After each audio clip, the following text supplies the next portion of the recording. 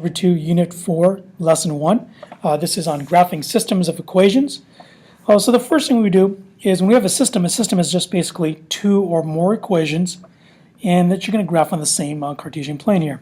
So first thing, I take this first equation right here and I go ahead and solve for y, put it into y equals mx plus b form. So I've got y equals 3x plus 0 or minus 0, it doesn't really matter. And I know that my y-intercept is 0, so I put a dot over here at 0. And I go, my slope is a positive 3, so I go up 3, right 1, put a dot there, and go ahead and draw my line. That's the red line for the first equation. And I solve the second one for the y as well, and I get y equals x plus 2. So again, your y-intercept is at 2. The slope is 1 over 1, so I go up 1, right 1, up 1, right 1. Do it a couple of times. You can do it as many times as you want, and go ahead and draw that green line. Now, the solution to the system is where the red line and the green line intersect, which is right here at over 1, up 3. So the intersection is 1, 3. So this is a single solution for a system of equations.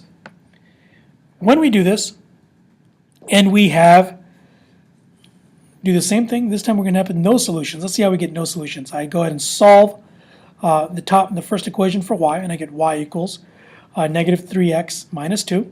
Again, the slope is at minus 2, so the y-intercept is at minus 2. Start here, go down 3 over 1, and then go ahead and draw my line. Solve the second equation from standard form for y, and I get y equals negative 3x plus 5. Y-intercept is at 5.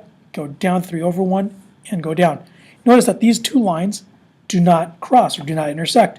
Therefore, they don't have a solution. Well, how do we know they don't cross? They have different intercepts and the same slope. Therefore, they're parallel. If they have the same slope, they're parallel, and they will never cross each other. So this one has no solution. Let's check out a different scenario for this. Okay. Again, what you do is you solve the equations for y. I do that, and I get y equals negative 2x plus 4. And I go ahead and graph that. I start at a positive 4, go down 2 over 1, down 2 over 1, draw that line.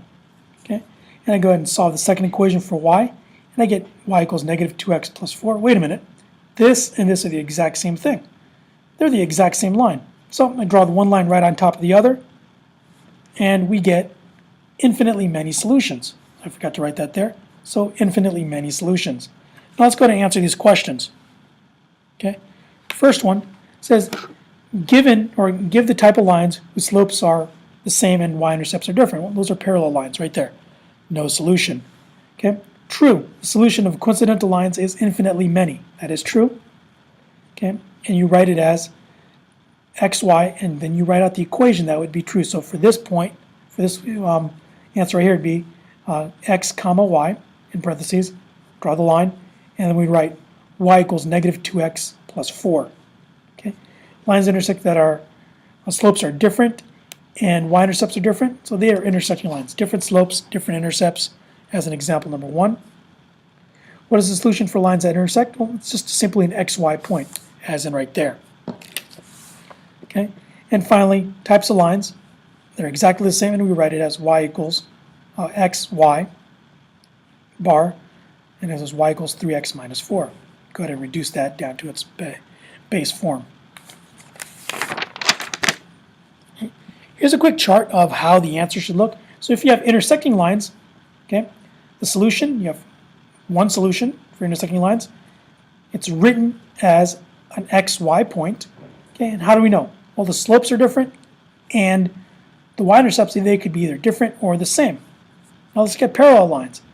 There are no solutions, 0 solutions, and we write the thing as a circle with a slash through it. That means no. Okay, how do we know? Well, the slopes are the same, and their y-intercepts are different. Okay. Coincidental lines. How many solutions? We have infinitely many solutions for coincidental. Okay, and we write the answer like this, xy, and you can write this in slope-intercept form, or you can say xy and write it in standard form like that. Okay, how do we know that's the same? Well, compare the slopes are the same and the y-intercepts are the same for that. Now, in dealing with this stuff, right here, we're going to go talk about inequalities. Okay, graphing systems, inequalities and equalities are basically the same thing, except we have to watch out for a couple of things. If we have a less than or greater than symbol, The lines that we're going to use are a dashed line. And remember, a dashed line does not include any point on the line. However, if we have a less than or equal to or a greater than or equal to, we have a solid line, and we have to understand that it does include all the points on the line. Here's a quick little trick to remember how to shade. Okay, if you have a greater than or greater than or equal to, you shade above the line. Again, above the line right there. Right? If it's a horizontal line, you shade above the line. A vertical line, you shade to the right. Okay? If you have less than, we shade below the line, both of them. Horizontal line, you shade below, and a vertical line, you shade to the left. This is a good way to remember, and I'll show you another trick as well that I've learned in case you guys ever forget this or get confused by this. Okay, so here we go. Let's just, this is not a system of equations, this is just a linear inequality. We're going to graph this. Again, step one, go ahead and solve this for y.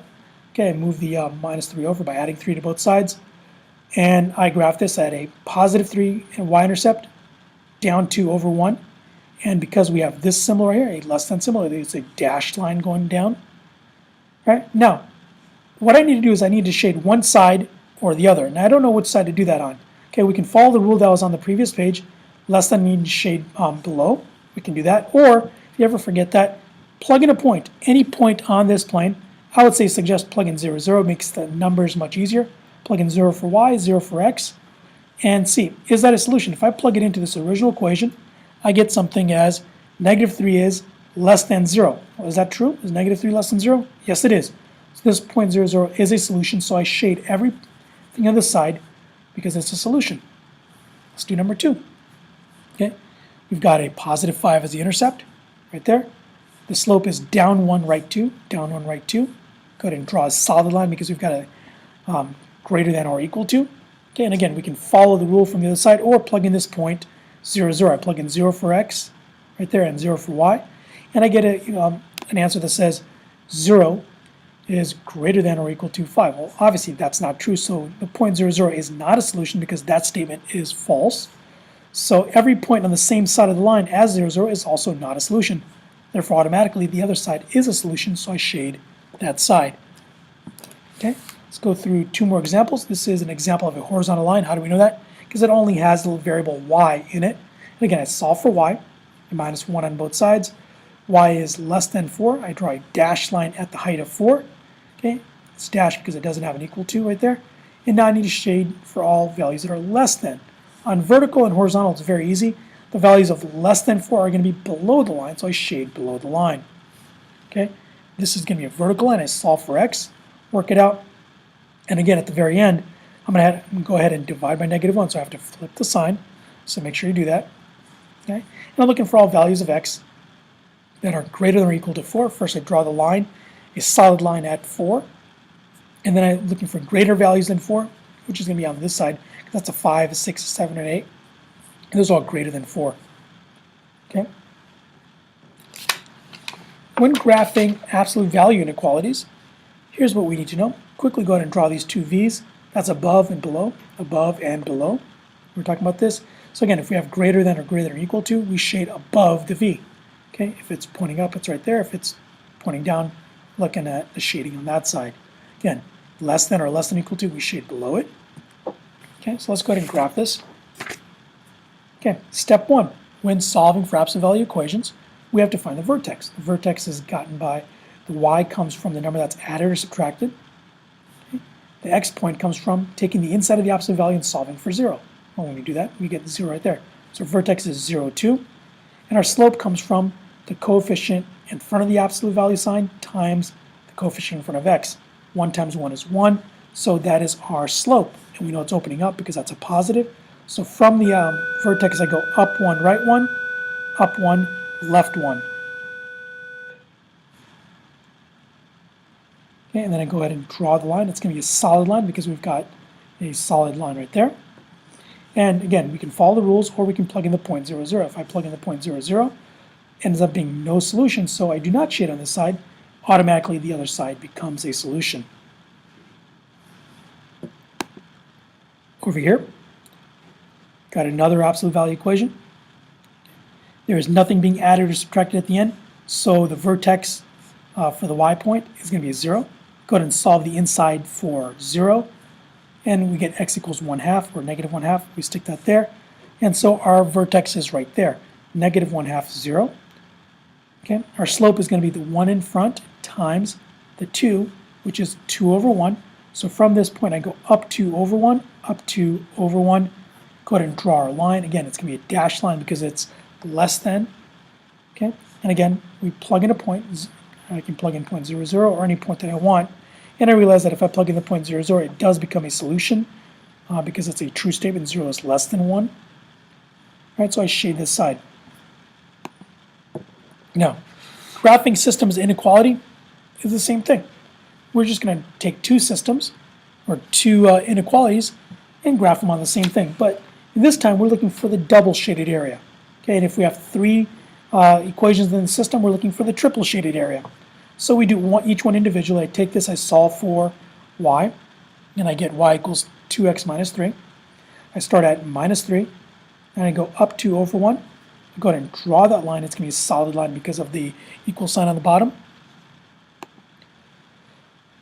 And now I realize that if I plug in the 0.00, okay, it ends up being not a solution. So I know I'm going to shade automatically to the side. Now when dealing with inequalities, I just put a quick little arrow indicating the side that I will shade on at the very end. Okay, so I know I'm going to shade to the bottom of this or below that red line.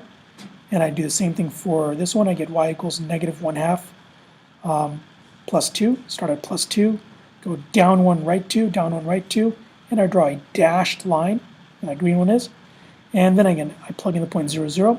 The 0.00 is a solution for this, so I'm just going to draw two lines pointing down. That means I'm going to shade below. Well, now we get four different distinct areas. 1, 2, 3, 4, and we're looking for the area that's shaded twice. Well, the area 4 is shaded below the green line and also to the right of the red line. So this one is shaded twice, so this is our solution set. Okay. We've got another set right here, and these are already put in slope-intercept form, so I go ahead and graph them. Start at positive 3, go up to right 1, draw a line. It's a solid line because of that. And I plug in the 0.00. It ends up being a solution, so I know I'm going to shade underneath that line to include that 0.00. I do the same thing, start at negative 1 here, go up to right 1, and I'm going to draw a dashed line because there's not an equal to sign there. And I plug in the 0.00, and that's also a solution, so I know I'm going to shade above the dotted red line to indicate that it should include the 0.00. Well, I'm looking for the double solution, so it's going to be below the black line and above the red line, so it's going to be a little strip in between the two lines. Okay, now we're going to combine a line and an absolute value equation. For this absolute value equation, I'm going to have to go ahead and solve for y. I move the 3 over, okay, and then multiply everything by negative 1. So I get negative 1 in front, and then negative 3 once we moved over becomes a positive. Now that's a negative 1 in front right there. We know the graph is opening down. Okay, the slope is negative 1 times a 1 in front, negative 1 over 1. Our vertex is, I solve this for 0, negative 1 for x, positive 3 for y point. So negative 1, positive 3. It's going to be a dashed line of negative 1. So down 1, right 1, down 1, left 1. Go ahead and draw the dashed line. Okay, and I plug in the 0.00. That ends up being a solution for the absolute value. So I know I'm going to shade on the bottom side of this to include the 0.00. Next thing I do is I plug this point in here.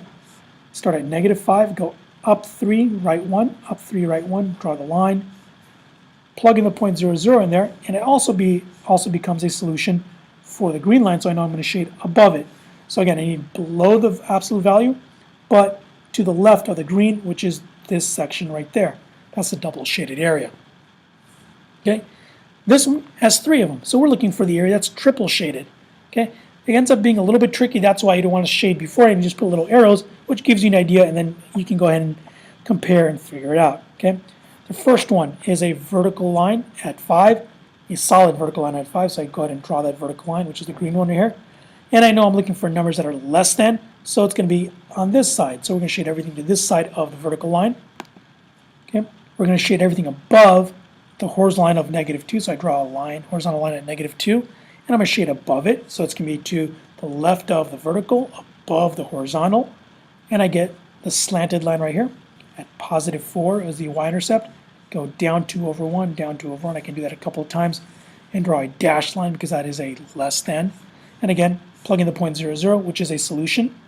So this area right here ends up being shaded below the blue line, above the red line, and to the left of the vertical green line. Okay, so that is a triple shaded area. Let's look at this. Now, that's a solid line, so we know it's going to be a greater than or less than symbol. Very easy. The y-intercept is at negative 2. The slope is at a 2 over 1. So we can write our thing now. Is it less than or greater than? Well, if we look back at our quick set notes, it would be a number that is less than, which would require us to shade below it. Again, I can plug in the point 0, 0, and I need the point 0, 0 not to be a solution. So the only way it's not a solution is if I use the symbol less than. Okay, let's look at this one right here. For the absolute value symbol, that's our vertex. The vertex is at 0, 4. Okay, so we know we need to add a 4 to the outside, and we need to add a 0, so x plus 0 we can put in there.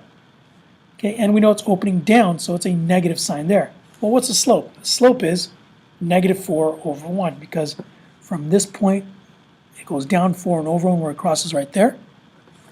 Okay, so we can end up in an equation that's a negative 1 on the outside with a 4x in the middle, or a negative 4 on the outside with a x in the middle. And again, we're going to have a less than sign because it's dotted and it's shaded in the inside. Okay. And finally, we have two equations here. One is a horizontal line, a dashed horizontal line at the height of 6, so it's y equals 6. Well, and it's going to be greater than because it's going to be shaded above the horizontal line. And finally, a dashed line. We've got a y-intercept of 2, which is right there.